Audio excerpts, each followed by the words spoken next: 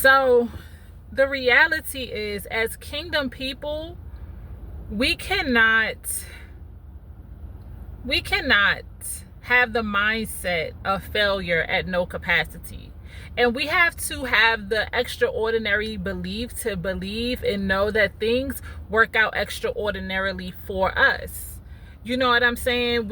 Our way, the way that the Lord takes us does not look like the way the world tells people that they have to go, or tells people what's standard, or what's, we cannot operate in that, because what we know is what's a part of this world's matrix. But when we are operating in the Spirit takes us to places. The Spirit attracts people to us that are extraordinary. So we cannot have the mindset that,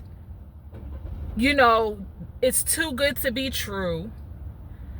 That's not how we usually go.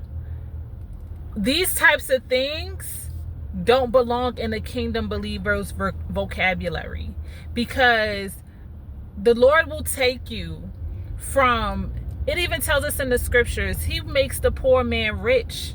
He can do that overnight. He can literally do it overnight. There's nothing that the Lord cannot do for you, but you have to be in proper position. You have to desire. You have to be in the proper spiritual posture to receive it. It don't matter what it is. When he said, knock and the door shall be open, ask and ye shall receive, he didn't say, oh, only if you ask these things, or if you, like, you know what I'm saying? Like, he didn't say what you can and can't ask for, basically. He didn't say what you can and can't ask for. You can ask for whatever the desires of your heart is. That's what he said. So if you get in a situation where it's extraordinary and it don't seem typical, but it's possible for you, you got to embrace that moment. And this is how you know it's from the Lord. If it does not come to steal, kill, destroy, or set itself up as an idol before you. If it's coming genuinely to invest, to pour in, to support, it don't matter if it's not, it don't matter. Your idea can be, you need $1 million. And you sit down with one person that's willing to give you that $1 million. That sounds so unrealistic. So unrealistic. But when you have been preparing in the Spirit, when you are clear on your vision, where you know where you're going, then when those extraordinary opportunities arise, you know when to lean in. You know when it's from the Lord, because you've already been intentional and he's already been guiding you in your journey thus far. So you trust God, you know God. And so when things start to turn around in your life and it looks extraordinary, it's bigger, way faster than you had imagined, lean in. Don't have the mindset of, this is not how it typically goes. You have to do this to receive that. Baby, as a kingdom citizen, you don't got to do nothing but be obedient to God. You don't have to do nothing. You don't got to do nothing the way of man. Not nothing. It's all predicated upon how you are obedient to God in your own personal walk. And I mean down to the secret place, down to the depths of your soul.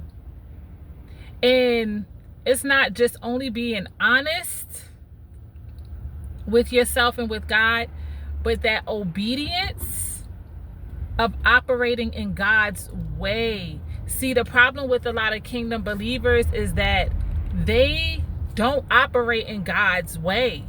They love God, they know the name of God, but they don't know God. And so You know God when you keep his commandments and when you love his people. There are too many believers out here not keeping his commandments. And what commandments are they? The kingdom principles. You don't have faith. You got a bad, nasty perspective on life, toward people, situations, and things. You speak ill on people. You have negative self-talk against yourself.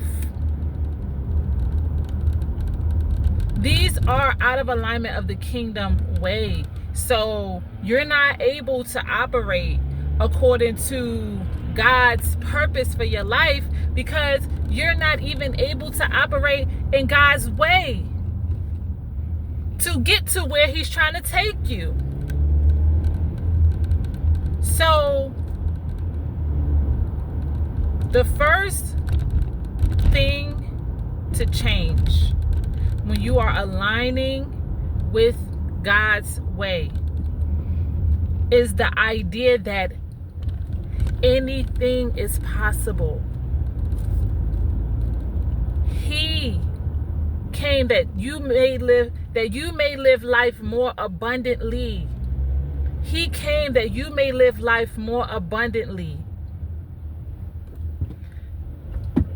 Exceedingly and above all that we can ask or think. We have to operate in that in all things of our life, even down to the smallest nuances. Take the call. Go to the meeting. Meet the people. You are safe.